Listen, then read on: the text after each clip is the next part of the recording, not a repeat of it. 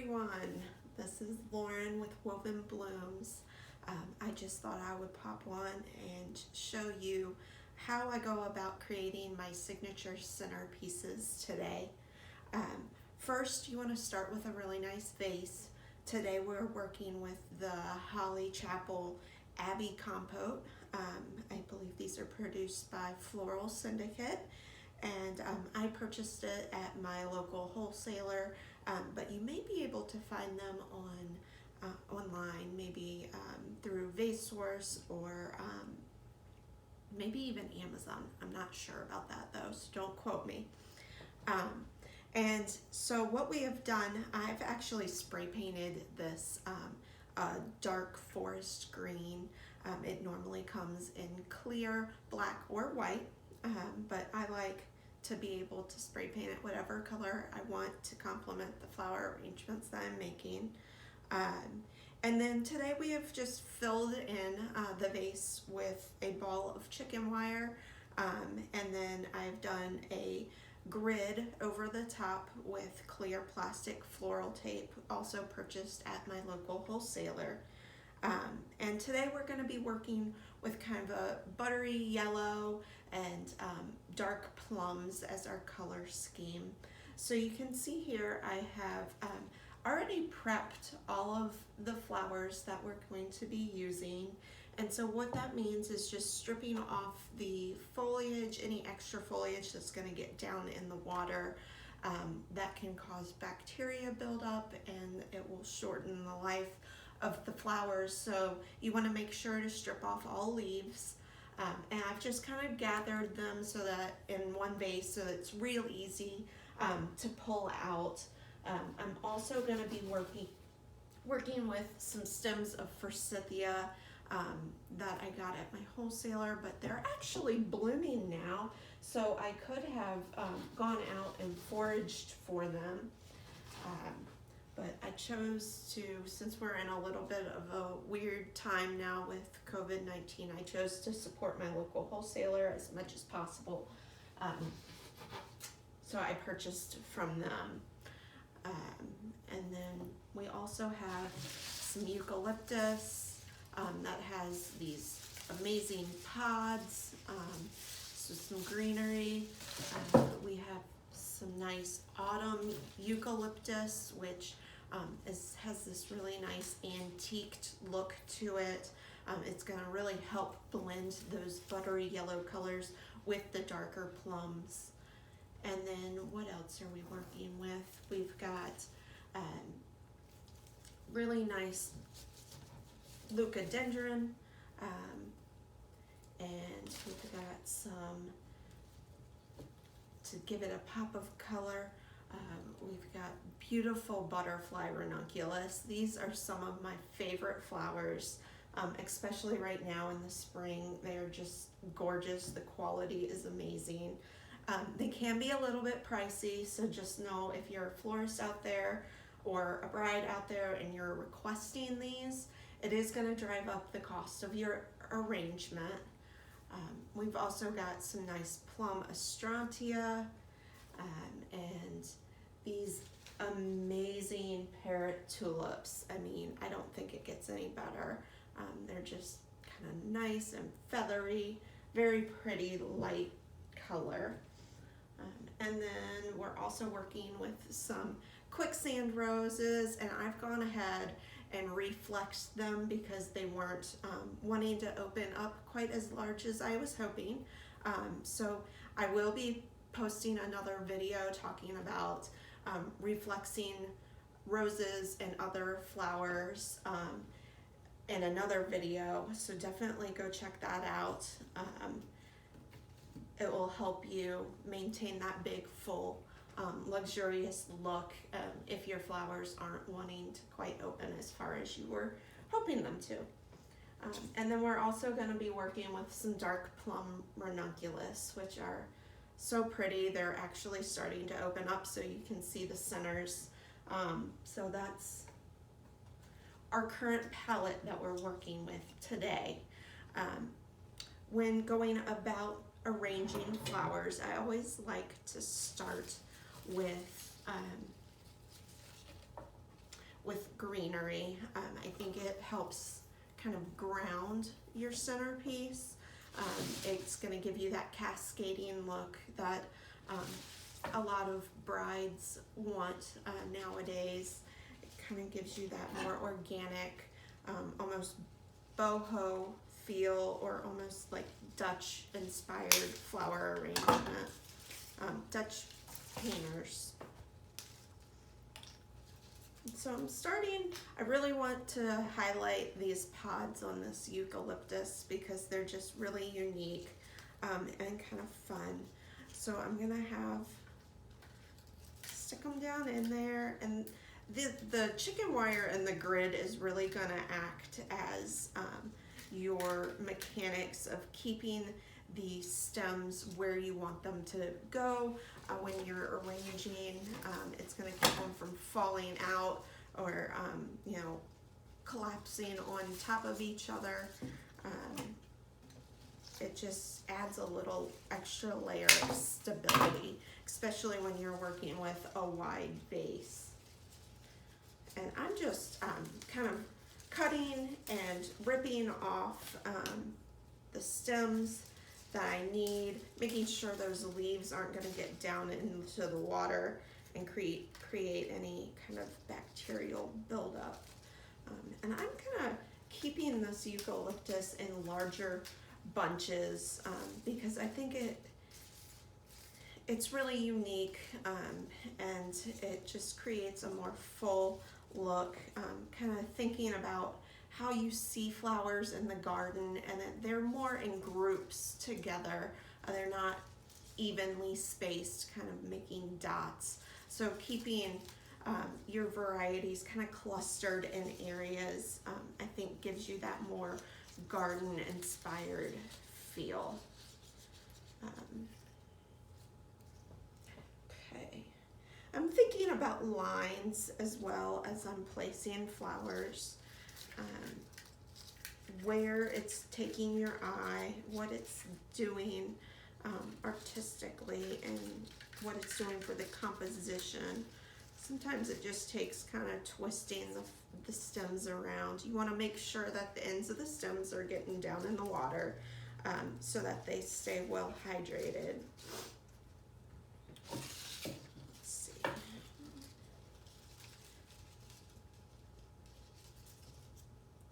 I'm going to do one more stem of this eucalyptus, and then I'm going to move on.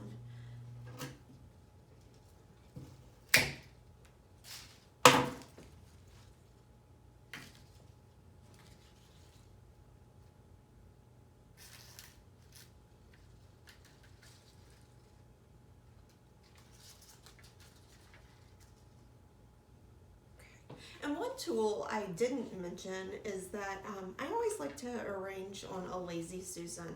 That way you can easily turn your arrangement and see it from all different angles. It just creates a more fluid way of arranging. So currently this is what I'm working with, the front of the arrangement. And during this little demo, I'll make sure to continue to show you how it's looking from my angle as well. And so at this point, once you get all of your greenery in, I would maybe transition to placing any really large focal flowers, or maybe large filler flowers like hydrangeas. Like a large focal would be like a protea, because those are going to take up a lot of space and demand a lot of visual attention. So, but I am not working with anything like that in this arrangement, so I'm going to skip that step. And next I go to more of my vertical elements, because I think that's going to really create visual lines in the arrangement, and then I'll be able to fill in space within those lines. One thing with my woody plants, like any of the blooming stems like forsythia or cherry blossoms, I like to just cut a vertical slit up the center of the stem. It creates a little bit more access to the cardiovascular system of the plant, allowing for more water to go up within the stem, allowing for proper hydration, which is going to lengthen the life of that bloom. I'm just gonna work with these stems, cutting them in different lengths, creating different heights within their arrangement. Now, this is not going to be a centerpiece for a wedding. This is actually just an arrangement being sent from a friend to another friend. So I'm not too concerned about the overall height of the arrangement, where if I was arranging for, say, a wedding or a dinner party, I would definitely want to try to keep these flowers a little bit lower. That way it doesn't restrict any sort of visual sight lines or intrude on conversation across the table. I just continue to cut in place.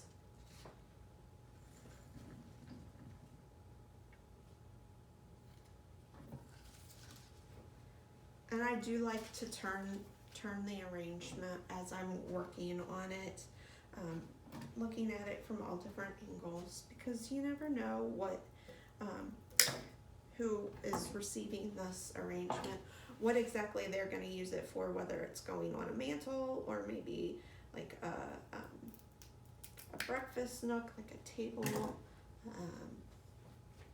So I just like, you want to make sure that it looks good from all different angles. Okay.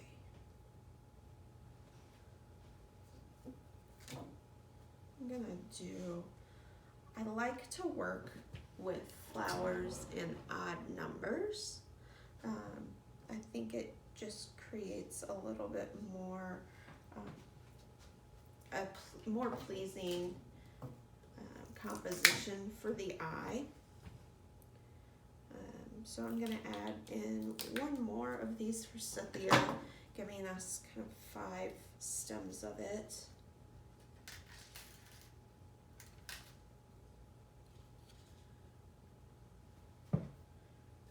Okay. Now I'm going to work with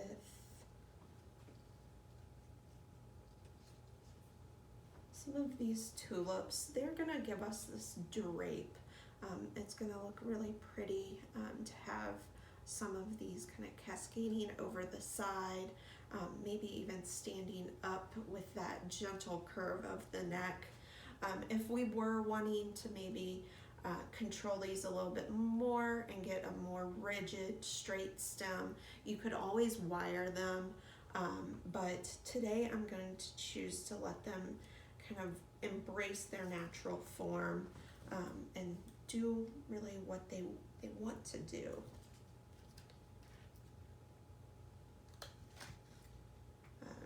And I'm going to place them fairly close to these yellow forsythia because I think it's going to create a nice gradual change within the colors, going from the buttery or the brighter yellow to the buttery yellow, and then kind of transitioning to that antique blush of the quicksand rose, and then into that dark plum.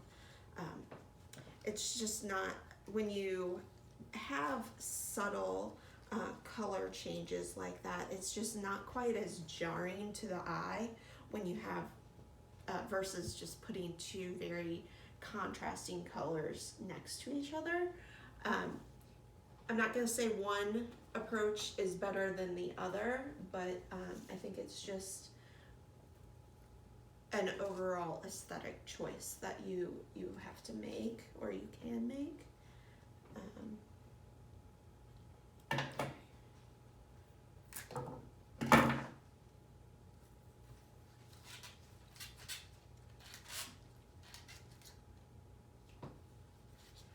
sometimes if a flower's not wanting to do exactly what you're wanting, just take it back out and reposition it, and maybe cut it a little bit shorter, or that's what we've got right now. I think I'm gonna cut that little guy a little bit shorter.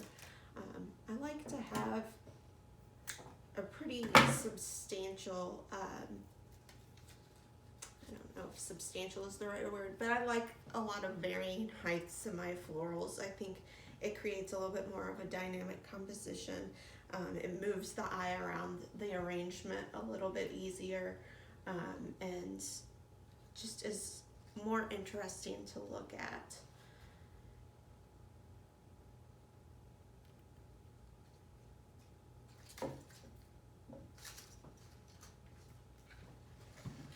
That's where we're at so far.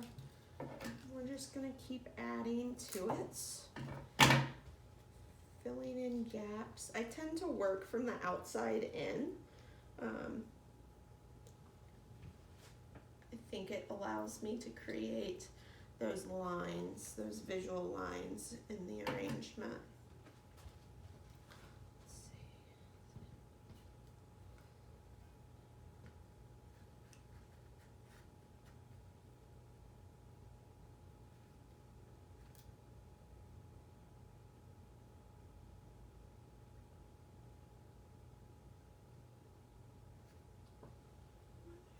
A little bit shorter.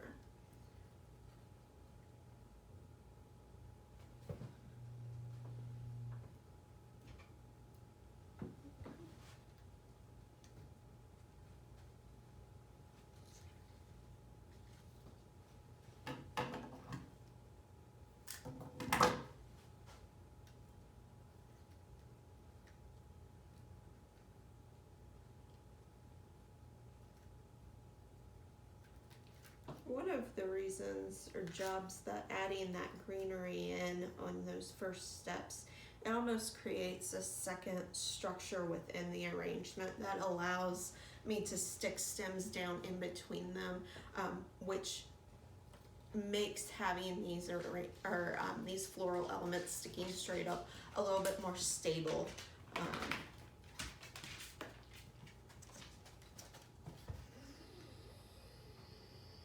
Excuse me as my dog walks into the room.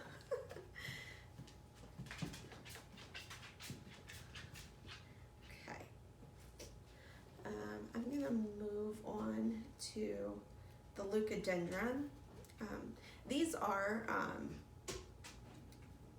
another flower that you could, if you chose to reflex, they work very well. Just pulling back these thicker petals, kind of inverting them, it would give you a bigger bloom.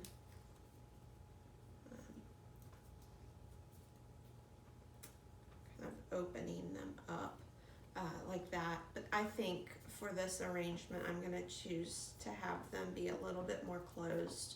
I think it gives it a little bit more of a whimsical look, and kind of the shape complements the shape of the tulips. So I'm gonna stick with that. One of the things I loved about these leucadendrons were the slight reddish tips to the petals. I thought it created that nice color transition with the yellows and the plums.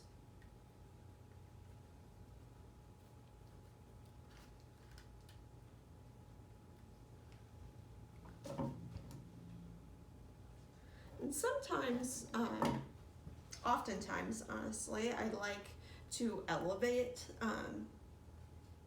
my Lazy Susan so that the flower arrangement is even with eye level.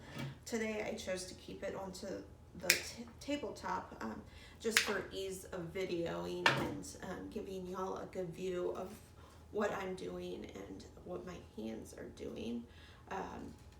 But if you're working at home, don't hesitate to kind of prop it up with a bucket or a basket of some sort. It will make your life a little bit easier, and it will help out your back. I am gonna crouch down just to see it from a different perspective. That's what we've got so far.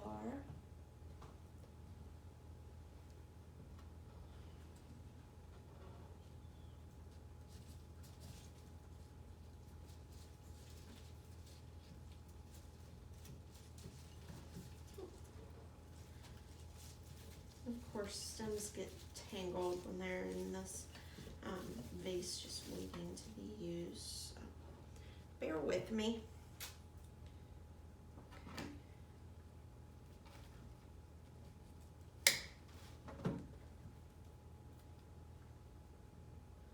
I'm going to start filling in the center now that I've got some of the edges filled out. And kind of giving really short stems, giving that variation in height, is going to create more movement within the arrangement.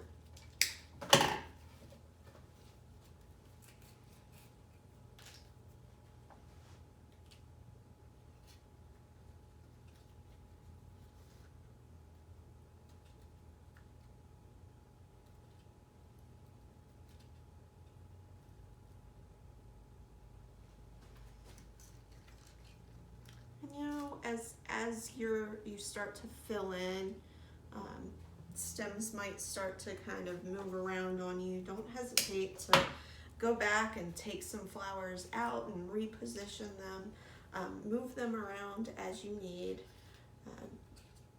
This is a creative practice after all. The creative process is very cyclical. It's not linear.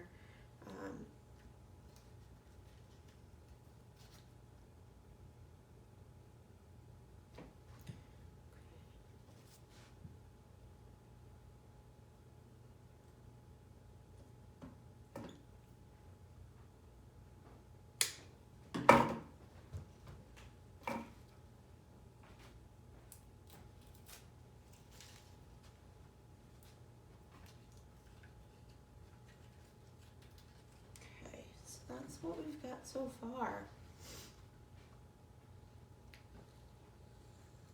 I think I'm going to move on to a little bit of the plum. Creates a little bit more variety in the arrangement.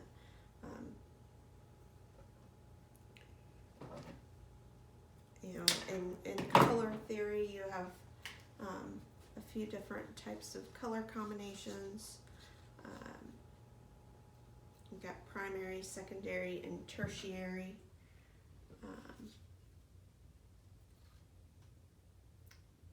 Colors, and then you have complementary, monochromatic, or color schemes, and this is very much a complementary color scheme, seeing that purples and yellows are complementary of each other.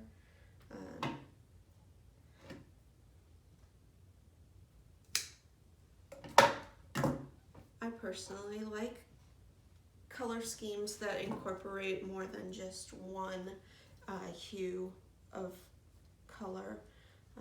I think it creates a more dynamic, more visually interesting composition.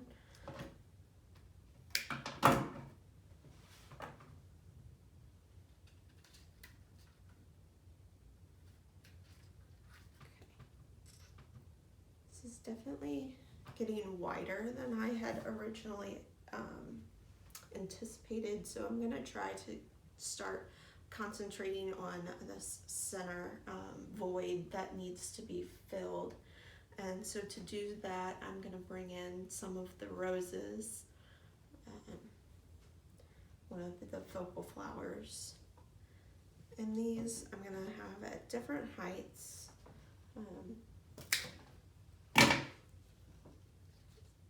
The lower they are in the arrangement, the more what I call real estate of the arrangement they'll take up. Oh, and there's a little spider. Just a reminder that we are working with nature. I'm gonna put him outside real quick.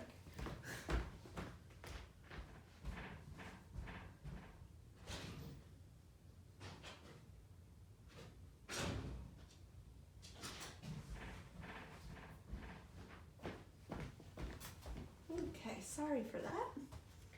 And we're gonna keep going with these roses. I'm gonna turn it back around.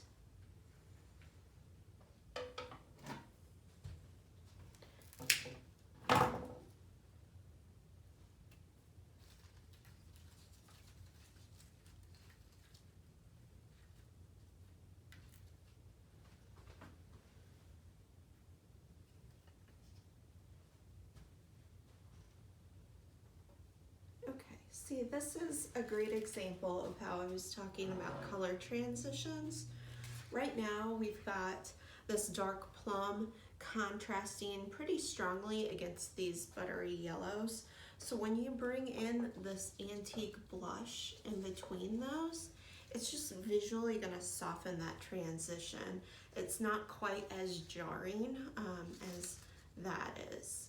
Not to say that one is better than the other. I think it's just a creative choice, and it really is up to you on how bold you're wanting to go with your design. Today, I like the gradual transition. I think we need a little bit of just calmness for this arrangement. Both calmness and cheerfulness. So it's a little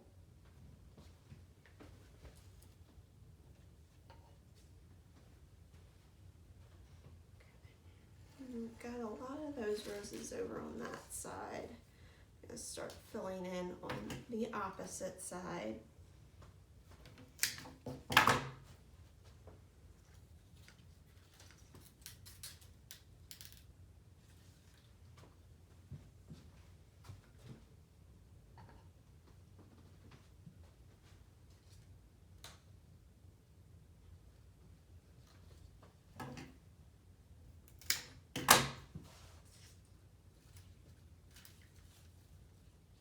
Comes to like knowing how long to cut your stems, a lot of times I like to play with the long stem and then just kind of visually position it where you want, eyeball how long that stem needs to be so that it gets down into that water and the head of the flower falls where you want it to be, and then go ahead and cut it. I always err on cutting it a little bit longer. That way, if need be, I can trim it down a little bit. Like that, for instance, was just a little bit too far.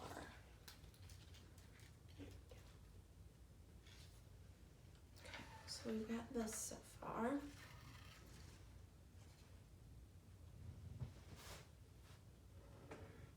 Now I'm going to come in with some of this autumn eucalyptus. Well, yes, technically this is greenery, and you could, argue why I didn't put that in at the beginning when I was talking about greenery. But I think with how special this autumn eucalyptus is, with those reddish tips and the antique patina on it, I really wanted to treat this as almost like a floral element. And really see where I needed to have that visual transition for the color before just randomly placing it with, say, the rest of the greenery.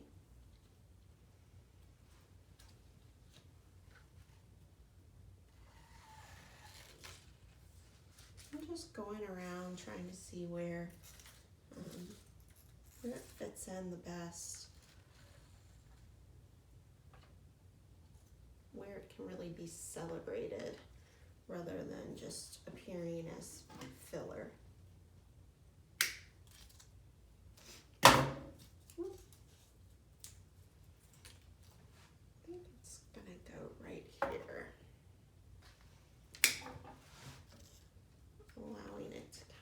cascade over the side of the vase.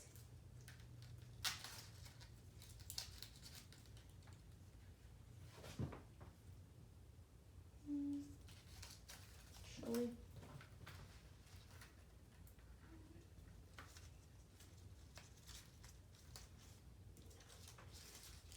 can't find a spot that I like, and so that's perfectly fine. Just keep playing with it, you know, putting it in different spots, maybe twisting it to different angles, seeing what it does. Does it want to stand up? Does it want to cascade down? All very good questions. Does it need to be cut a little bit shorter? You know, as you start to fill in your arrangement, these design questions become a little bit more important because you're working with a lot more different elements, and you don't want to hide certain things, and you don't want to make the arrangement too busy. And when the arrangement is a little bit more open, like when you first start, it's easier just to say, oh, I'm going to put this forsythia sticking straight up, versus right now when it's a little bit more full. What creates chaos and what doesn't is not quite as apparent. Okay, I think I like it there. And I'm going to pair it with one of these beautiful ranunculus to play off that burgundy tips.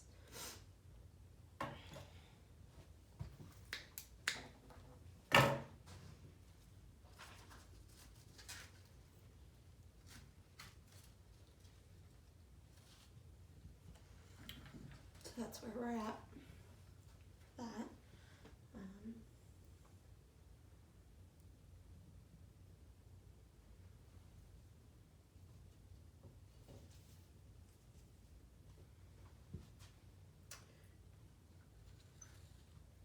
I'm gonna stick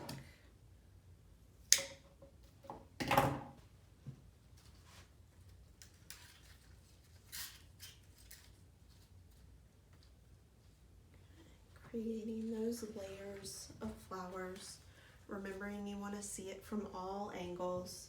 Even though this arrangement does seem to be a little bit wider than deep, you still want those ends to be really pretty and special. A little bit more, like a small little sprig of that antiqued eucalyptus. I'm gonna stick right down in there. It's so pretty.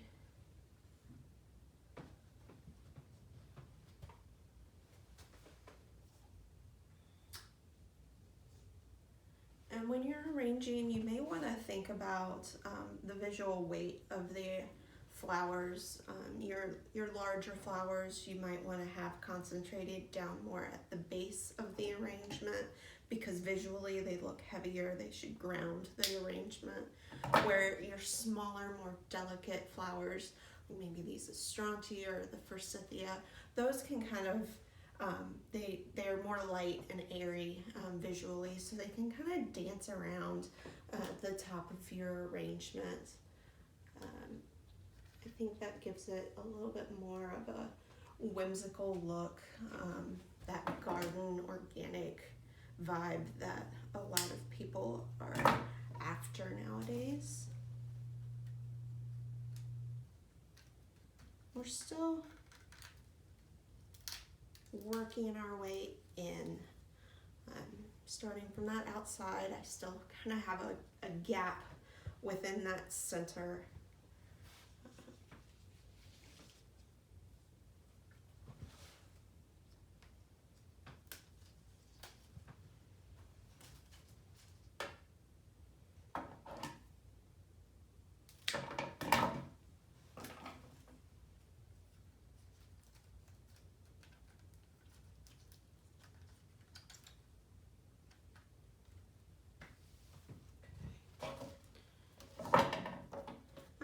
use all of the flower as much as possible. So like these were just little side shoots off of a leucadendron.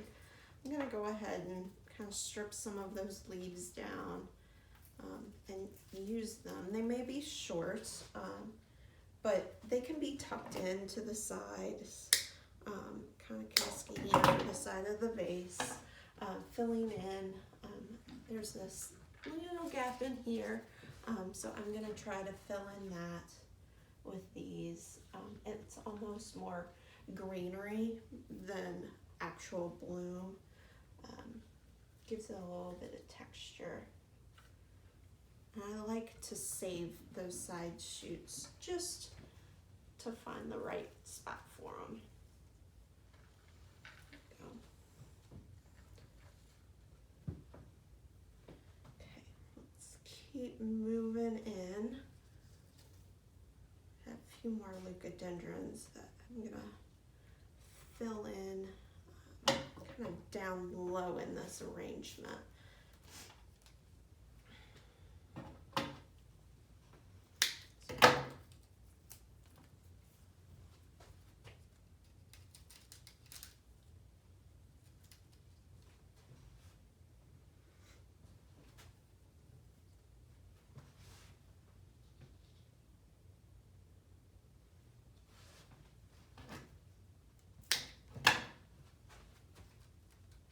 If you feel like an area in the arrangement is becoming too flat, you can always add something that's light and airy to float above. Sometimes this effect is called umbrella-ing over each other.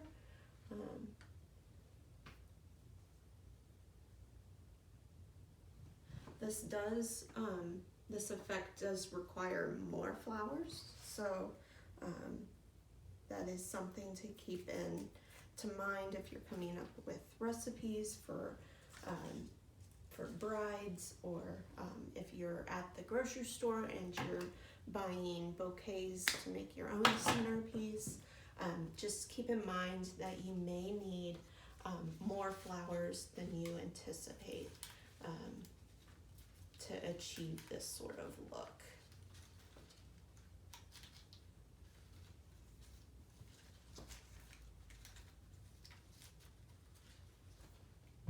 Okay. I've got a little bit more of this autumn uke. It's just not quite as antiqued as that first stem. So I'm going to use this to fill out a few areas.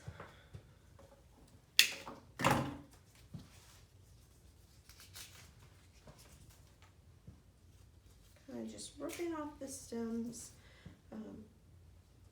going a little bit further with that, so that when I'm sticking it down in between flowers, it's not crowding or really pushing up against any of the blooms.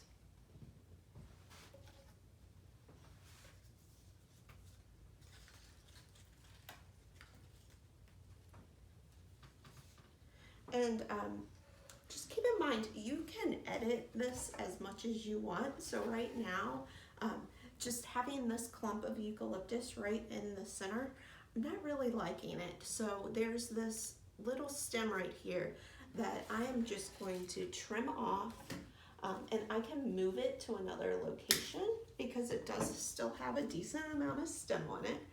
So it just opens up that space a little bit more. And then I can take this little remnant off of it and tuck it in over on this side where I didn't have any greenery at all. And it just creates a little bit more balance to the arrangement.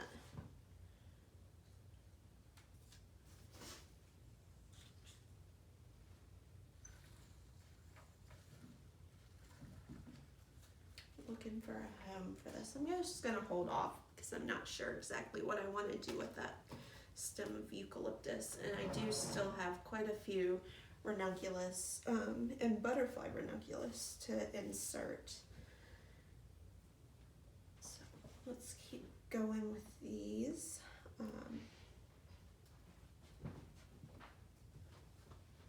And ranunculus often will come with little buds. I really like the buds. I leave them on. I don't strip them off.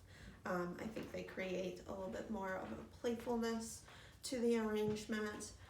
There is a chance that they will continue to open, particularly the butterfly ranunculus. They will continue to open, and it allows the flower arrangement to last a lot longer for your clients.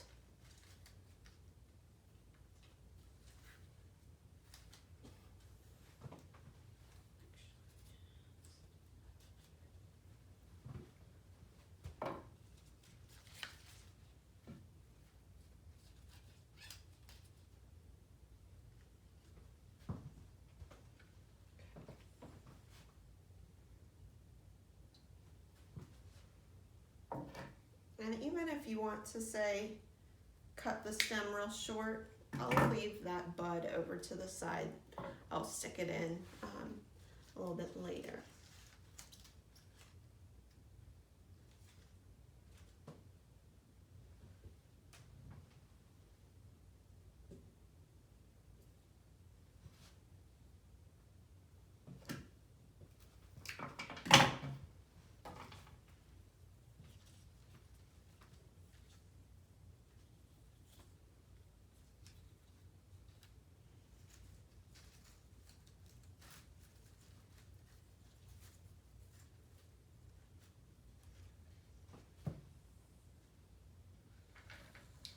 Working our way in.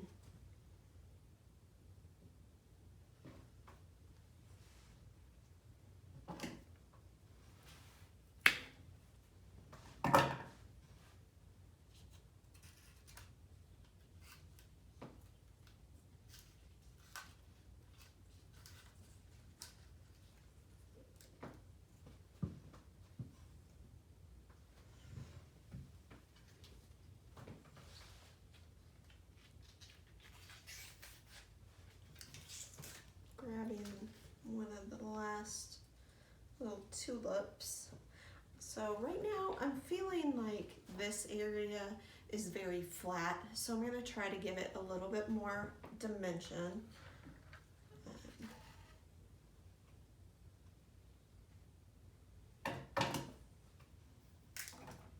One thing about tulips is that they are photosensitive, so they will continue to grow after being arranged.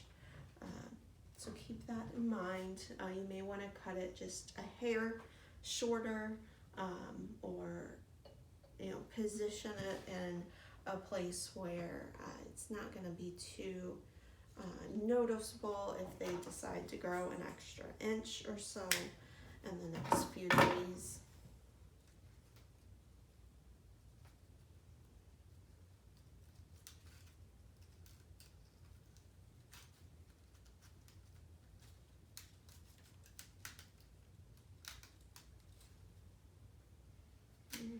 It's a little too tall. It's taller than what I was wanting it to be. So I'm going to take it out, just trim it a little bit shorter.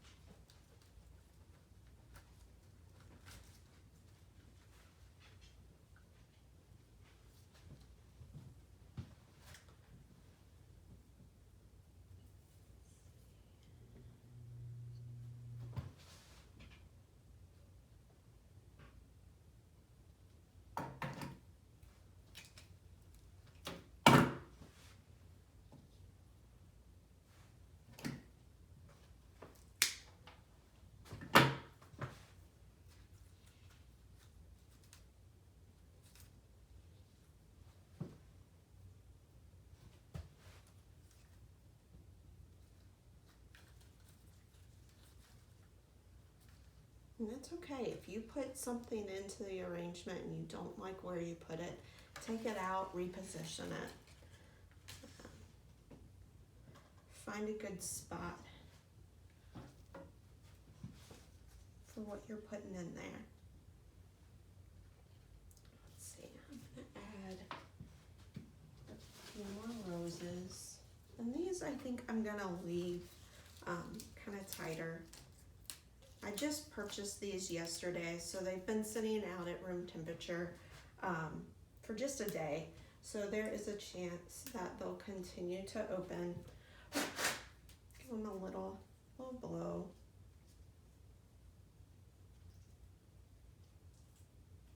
See if you can get them to open a little bit just by playing with them.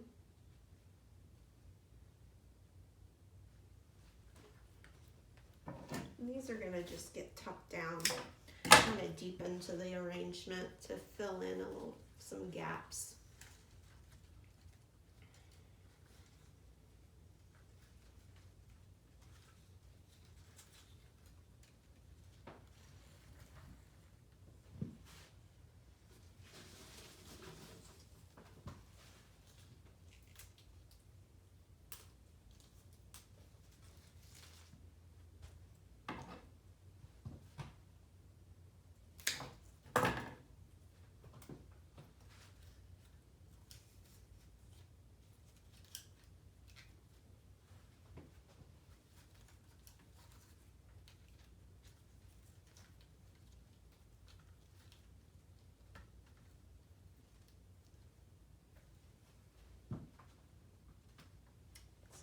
Add in, look at this, to the edge.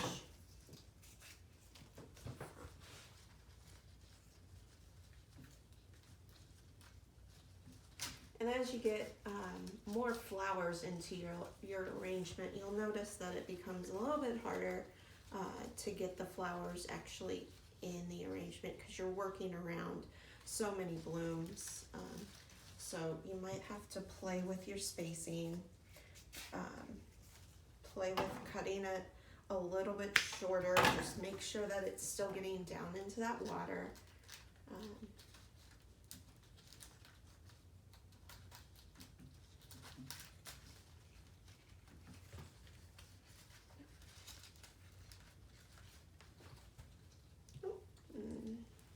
When you do that, you just want to make sure that all of your flowers are still where you want them to be. This little tulip had fallen over. Okay, still moving on. We've got these butterfly ranunculus. I don't want to forget about them. I tend to save them last because they're super kind of floaty and kind of just do whatever they want to do. They're very much what a lot of florists call a flare flower. So adding in those, adding that bright, cheery yellow.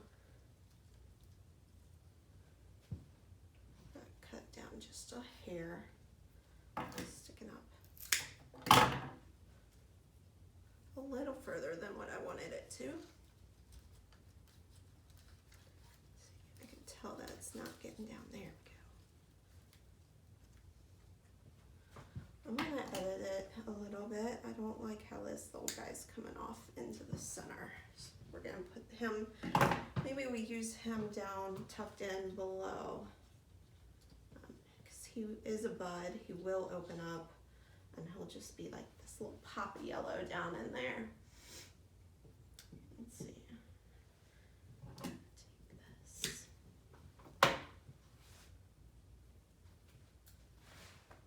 Add those pops of yellow. So I am sort of starting to contradict myself earlier where I was talking about the strong contrast of different colors.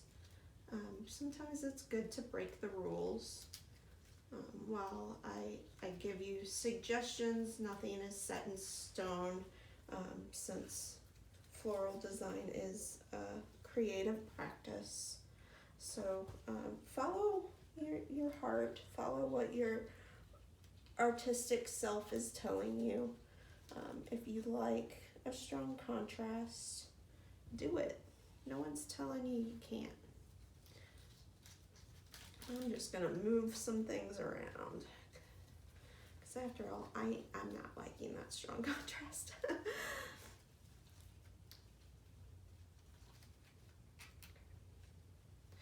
This little guy is just not wanting to do, it's wanting to tip over.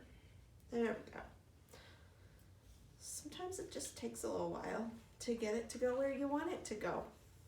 And if you can't get it to do what you want it to do, either don't use that stem or give in and let nature do its thing.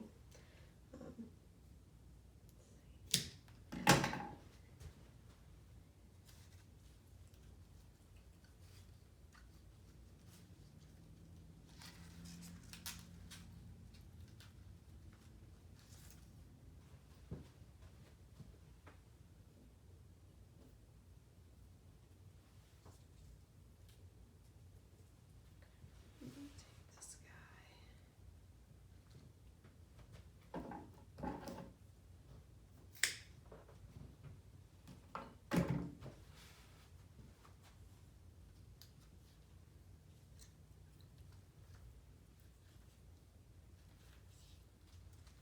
Just keep filling in holes. Sometimes if you squint visually, you can see what needs a little bit of attention because those gaps become more apparent.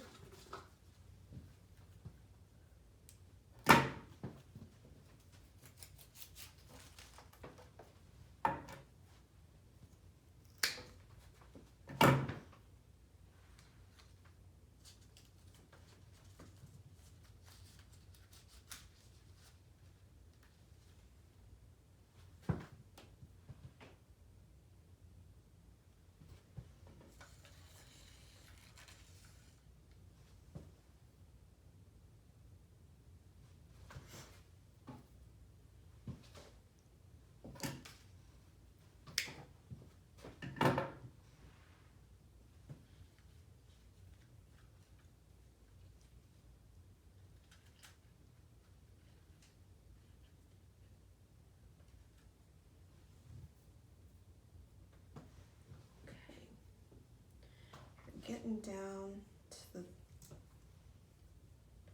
just the last few stems. And the flower arrangement is getting quite full. It's a little bit more difficult to place the stems. When I start being super choosy about what I'm putting in and where I'm placing them. Okay.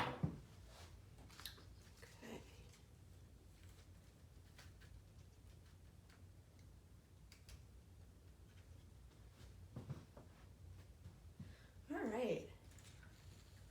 Give it another good look. Kind of a squint. Oh, I see that I got a little gap up here. Fill in with some buds.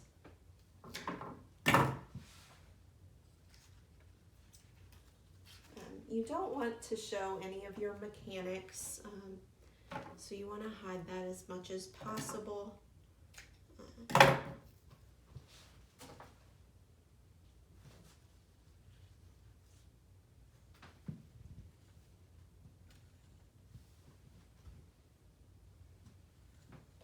Making sure there's no apparent gaps in the design.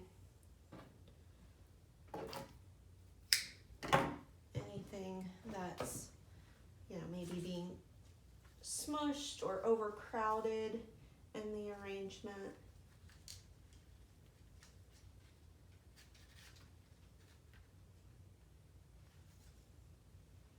Making sure all of the flowers are where I want them to be.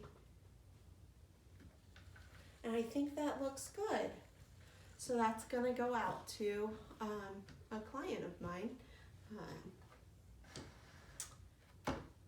If you liked what you saw today, feel free to leave a comment or follow along. My YouTube channel is Woven Blooms. Thanks.